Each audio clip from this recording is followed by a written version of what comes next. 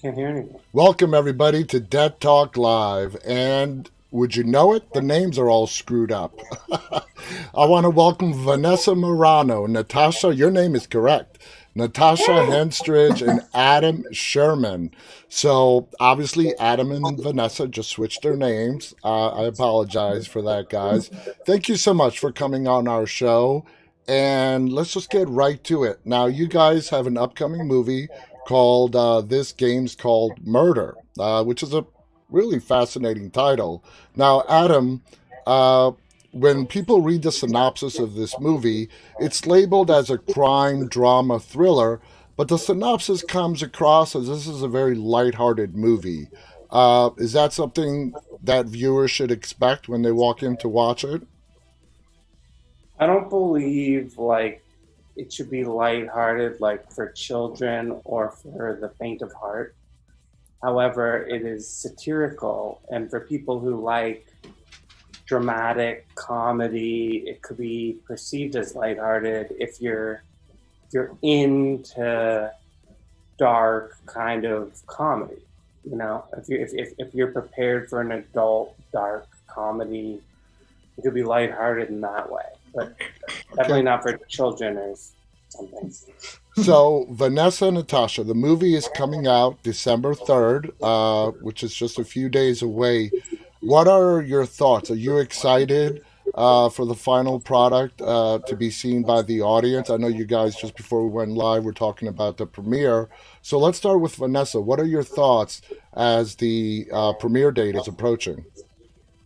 I'm really excited. We shot this, 2 years ago in a very, very different world than we're in right now.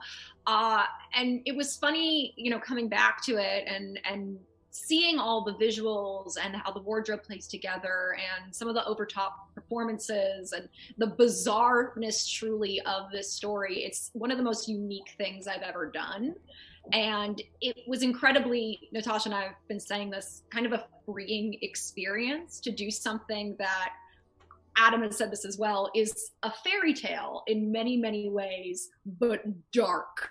And it's, like I said, super unique. And for anyone who wants to kind of see something that's like, I've never actually seen that captured in film before, that's this movie. So, Natasha, what are your thoughts as the premiere date is approaching?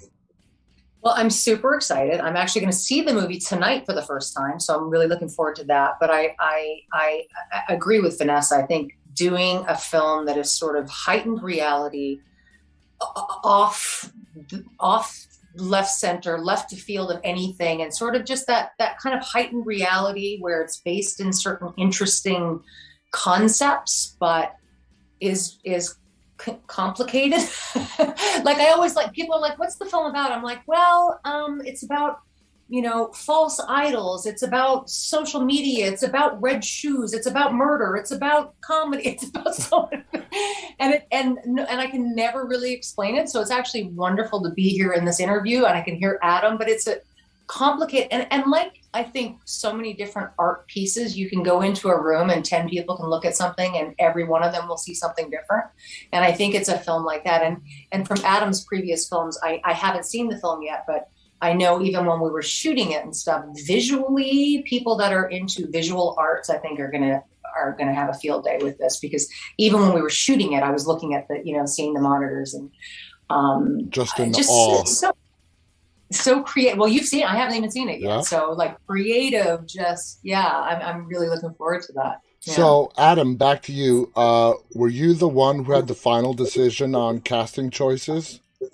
Absolutely, yes. So, when Vanessa and Natasha, I mean, when they came across, and I don't know if you guys auditioned or not, was it just a natural fit for both of them? Absolutely. It was like instantaneous, like she's right, she's right. Like Now, the film immediately. also. Oops, go on. Some people say they shoot from the hip, like bang. It's like I kind of cast from the hip with the gut. It's like they were just right. I don't know why. Thank you. Now you're asking after the movie, you're really wondering why. No, I'm kidding. I'm kidding. Now, what was I thinking? No, I'm kidding. The movie also stars Ron Perlman, and Natasha, Ron Perlman plays your husband That's my husband. in the movie. How about Ron Perlman and his casting? Was there any role that presented you a problem as to finding the right actor to play it? Adam? Well, what? Ron Perlman?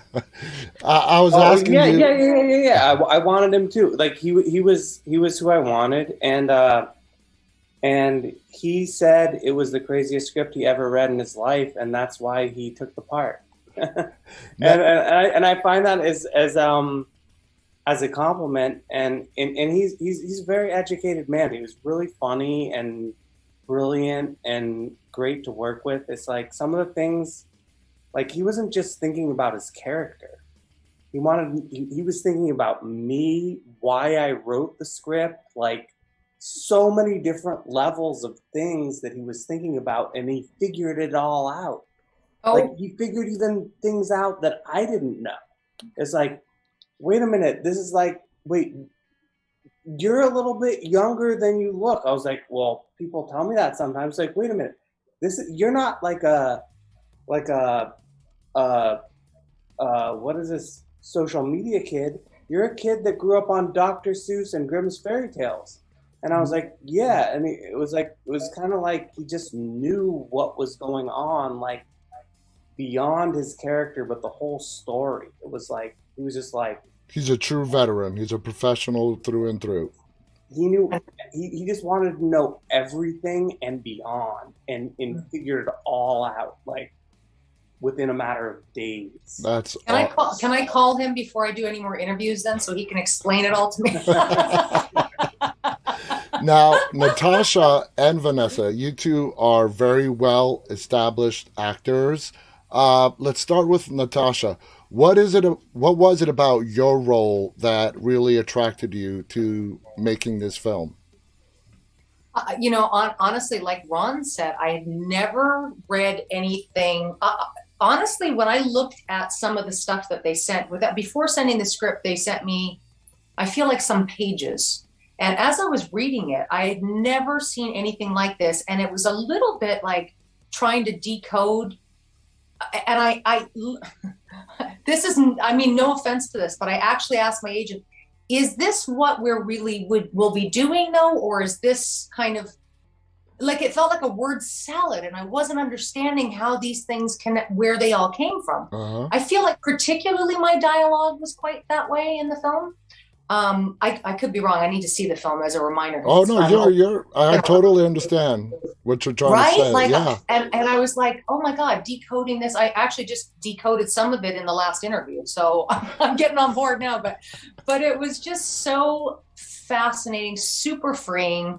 I then looked at Adam's work, and I loved his other films. So I was like, oh my God, visually, this is going to be really cool.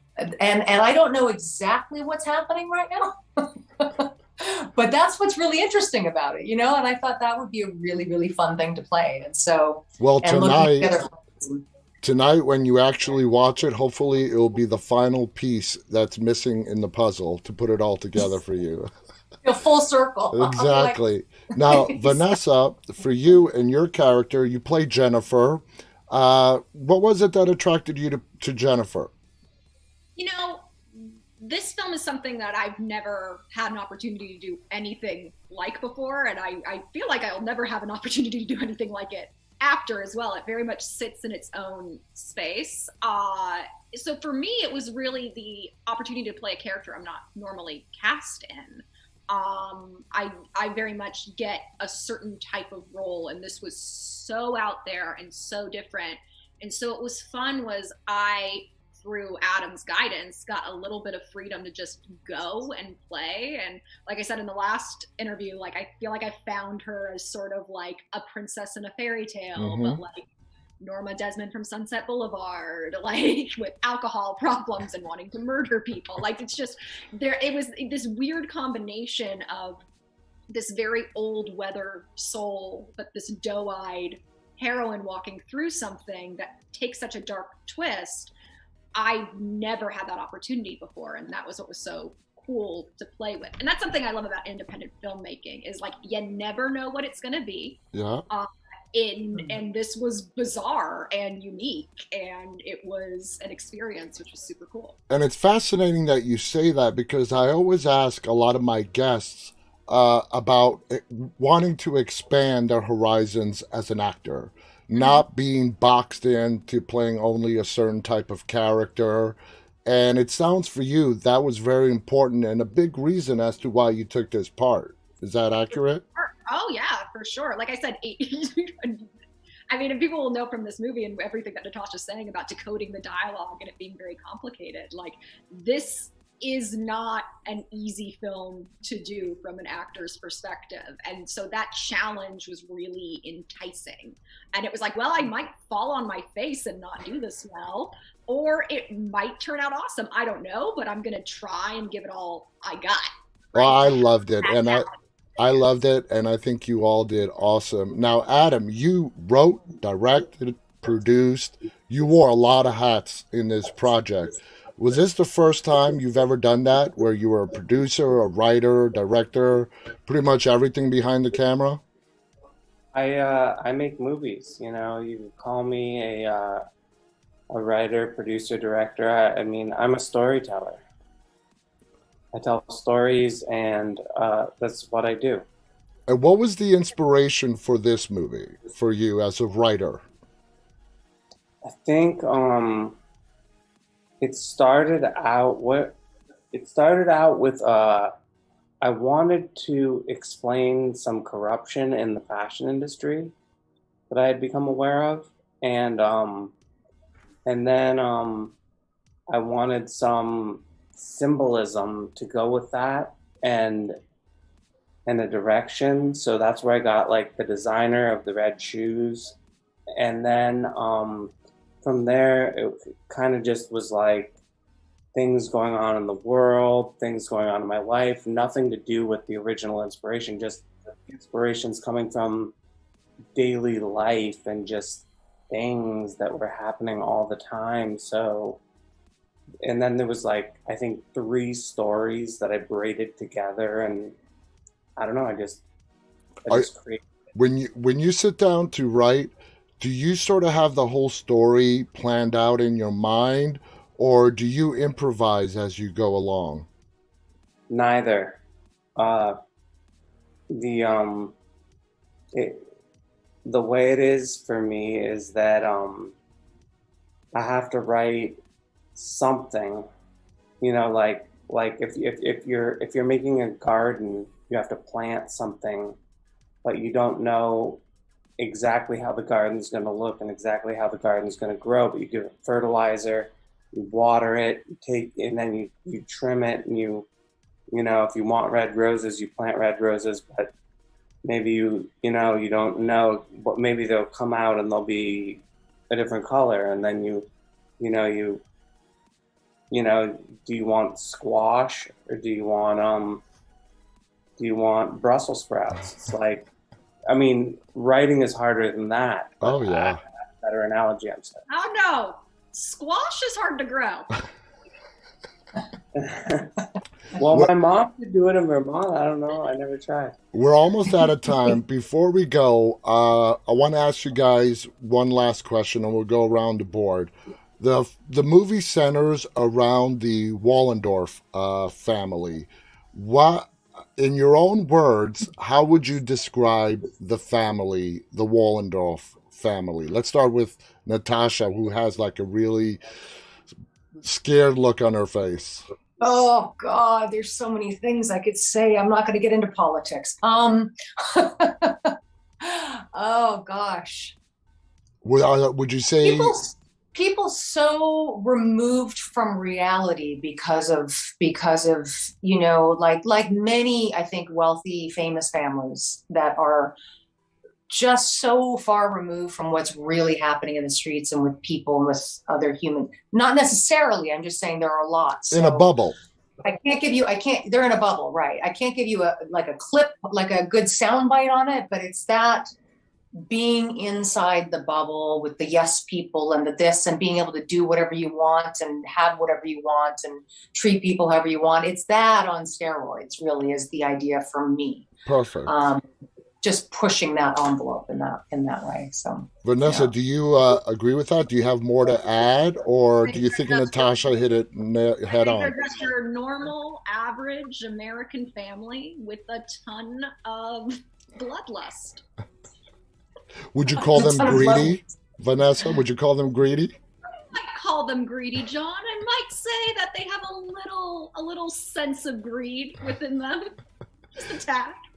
Now, let's ask the writer himself, the person who created the Wallendorf family. How would you describe them, Adam? There's a comic book factor. It's like, it's like Superman, the Incredible Hulk kind of thing, but like with a wealthy family. It's like, it's comedic. It's satirical.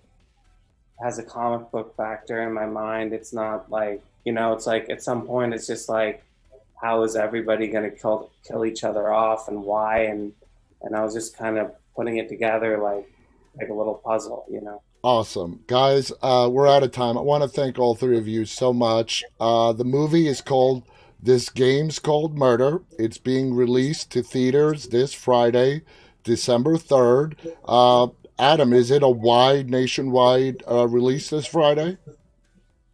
I mean, not wide, however, nationwide. Okay, that's what I meant. It is nationwide. So, guys, check it out. I saw it. It's a great film. Natasha, you're going to love it when you watch the final product tonight.